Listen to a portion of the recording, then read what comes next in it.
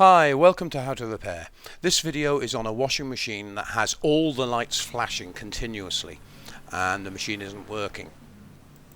We're working on a Hotpoint machine, but this video is good for Hotpoint, Ariston, Indesit Creda and any other of the European brands of the Indesit group of the machines. So the first thing we need to do is disconnect the machine from the power supply, and then before starting any work just double check that all the wiring is connected correctly. In other words, you haven't got a loose terminal on either the display board or the control board, which I'm going down to here.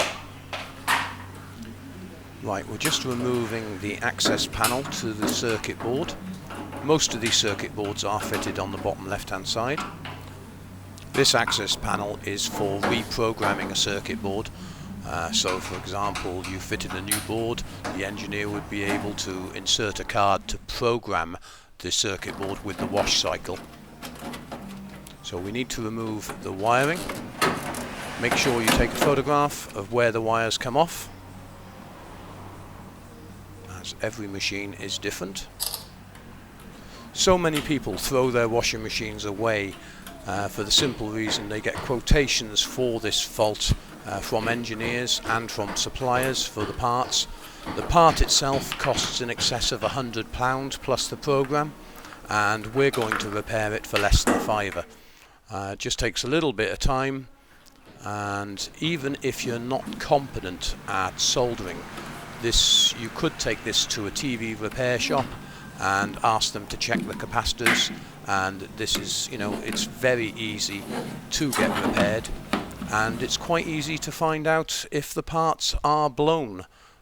So we'll just take the top of the board off here. Right, we'll zoom in on this capacitor. It's on C17. This is the most common one to go on these type of circuit boards. Now, normally you would actually use a specialist meter to test a capacitor to make sure it's holding a charge. But as you can see, if you look closely, the capacitor on the right has got a flat top, which means it's good, or normally good. But this capacitor is bulging at the top. In other words, you've got a dome shape on it, and this is a good sign that the capacitor has blown. I'm able to spot this because of years of experience, but really, if you're unsure, just as I said, take it to someone who has the equipment and knowledge and have them tested. Now here you have the capacitor, and if you flick the board over, you just need to find the two terminals. You've got a positive and a negative side to capacitors. While I'm desoldering this, I'll just give you some useful information. You should always discharge capacitors before handling them. That means you should short the capacitor across the two terminals, the positive and negative, because a capacitor is like a battery, it holds a charge. Secondly, UF stands for microfarad. So when you see 680 UF, that's 680 microfarad. That'll be written on the side of this capacitor. And the percentage, which sometimes is written on the side of the capacitor, is the tolerance level either side of the 680. But there we go, we've got the capacitor out now. Written on the side of the capacitor is a minus or positive sign, and on this circuit board you can see a little white mark where I took the capacitor out. That is the positive side. Not all circuit boards are marked in this way, so you always need to take a note of how the capacitor came out.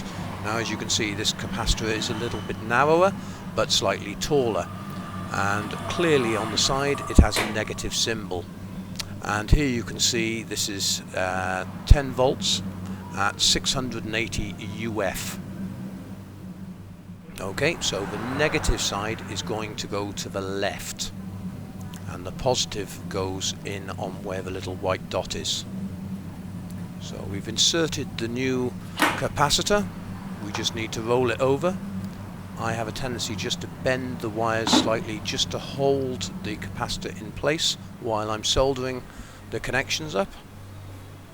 Good tip, always leave the iron on the board a little bit longer so it allows the solder to run down into the hole and also make a good contact on the circuit board.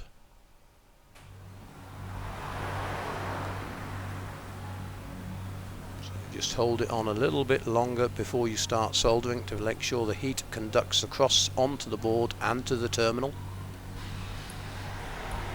I'm soldering at about 350 degrees for those that don't know.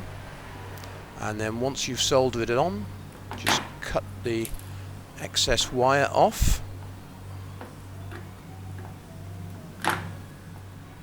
And now we're ready to reinstall the board and check the machine. While I'm reassembling, and before we put the machine on test so you can see the fault has cleared, do remember there are links above. Please join us at Facebook and YouTube, as that's what keeps us going and able to make these free videos for you. You're able to buy these capacitors at our website, and if the circuit board is blown, we do sell the circuit boards as well. And you've also got hundreds of useful tutorials on domestic appliance repairs, cookers, washing machines, tumble dryers, etc.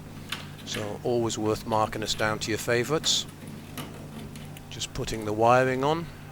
As I said, go back to your photograph. If you're unsure, make sure you get it correct, because you wouldn't want to blow the board after doing this work. Clip it into place, it just slots down. And remember, there's a link above. If you found this video helpful, you can always buy us a beer. All donations are welcome. Just put the back on, and now we'll set the machine to a wash cycle. Press the start button. No flashing lights. And hey presto, she should start spinning. And there you go. We'll just press the cancel button to double check. There you are. Thanks very much for watching this video. Remember, click on the beer button above. Thanks again for watching.